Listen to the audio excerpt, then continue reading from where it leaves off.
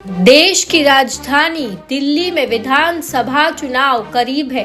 बेशक दिल्ली पूर्ण राज्य नहीं है, पर सत्ता के लिए बिजती बिसात बताती है कि उसकी राजनीति अहमियत किसी अन्य राज्य से कम नहीं है। चुनाव की घोषणा के वक्त से ही साफ हो गया था कि इस बार मुकाबला वाकई त्रिकोणीय होगा। एक दशक से दिल्ली में सत्तारूढ़ आप को पहली बार कड़ी चुनौती मिलने के आसार है। मोदी लहर में भी आप न सिर्फ दिल्ली का दुर्ग बचाने में सफल रही, बल्कि कांग्रेस से पंजाब भी छीन लिया और राष्ट्रीय दल का दर्जा भी हासिल कर लिया।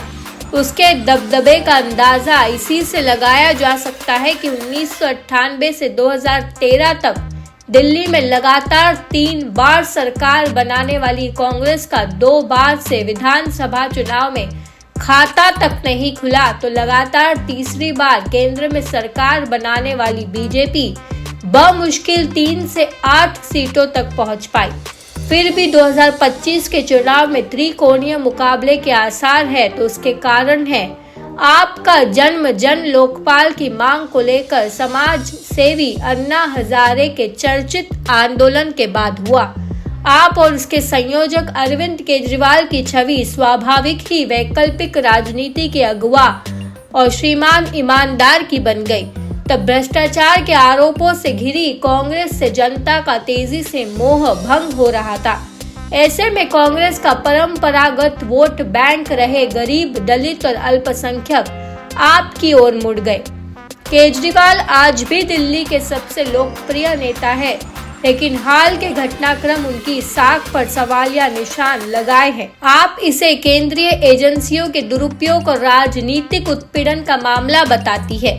यमुना सफाई समेत कुछ वायदे अधूरे हैं। शायद इसलिए भी मतदाताओं को लुभाने के लिए संजीवनी और महिला सम्मान योजना की जरूरत पड़ रही है, लेकिन ऐसे रेवड़ियां बांटने में अब पीछे कौन है।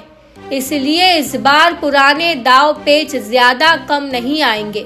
बेशक मुफ्त पानी, बिजली, मोहल्ला क्लिनिक और बेहतर सरकारी स्कूल जैसे काम है गिनाने के लिए, लेकिन इनमें से ज्यादातर तो पहले कार्यकाल में हो गए थे।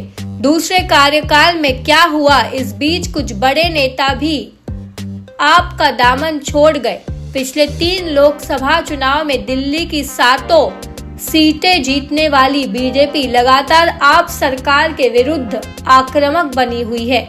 आपके कुछ बड़े नेताओं को तोड़ने में भी वह सफल रही। हमलावर कांग्रेस आपके लिए इस चुनाव को ज्यादा मुश्किल बना दिया है। लोकसभा चुनाव तक दोस्त रही कांग्रेस इस बार केजरीवाल के विरुद्ध बीजेपी से भी ज्यादा आक्रामक दिख रही है। जिस शराब नीति घोटाले ने आपको बड़े संकट में डाला, उसकी शिकायत कांग्रेस ने ही की थी। हाल ही में महिला सम्मान योजना में फर्जीवाड़े की आशंका की शिकायत लेकर भी कांग्रेस के संदीप दीक्षित ही नए उपराज्यपाल के पास पहुंचे। उन्होंने ये भी कहा कि पंजाब पुलिस कांग्रेस उम्मीदवारों की जासूसी कर रही है और दिल्ली विधानसभा चुनाव के लिए पंजाब से कैश लिया जा रहा है। इन शिकायतों पर जांच के आदेश भी हो गए। कांग्रेस और बीजेपी दोनों आपके प्रमुख नेताओं की चुनावी घेराबंदी करने में जुटी है। केजरीवाल के विरुद्ध बीजेपी ने भी अपने पूर्व मुख्यमंत्री साहिब सिंह वर्मा के बेटे और सांसद प्रवेश वर्मा को उम्मीदवार बनाया है। केजरीवाल सरकार में उप मुख्यमंत्री रहे मनीष सिसोदिया के विरुद्ध जंगपुरा से कांग्रेस ने पूर्व मेयर फरहाद सूरी को, तो बीजेपी ने सिख नेता तरविंदर सिंह मारवा को उम्मीदवार बनाया है। कांग्रेस की कोशिश अपना वोट बैंक वापस हासिल करने की है, जिस पर कब्जा कर आप दिल्ली की राजनीति में अजय बन गई है।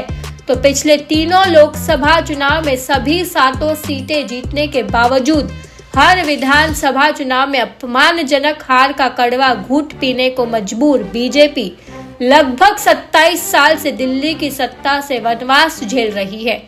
नरेंद्र मोदी के नेतृत्व में पूर्वोत्तर तक कमल खिल जाने के मद्देनजर तो यह चिराग तले अंधेरा जैसी स्थिति है, पर इस बार भी उजाला हाथ की करामत पर ज्यादा निर्भर करेगा। कांग्रेस अपने वोट बैंक का एक ठीक ठाक हिस्सा भी वापस पाने में सफल हो गई, तो आपकी मुश्किलें बढ़ेंगी, जिससे बीजेपी अपने मकसद में कामयाब हो सकती है।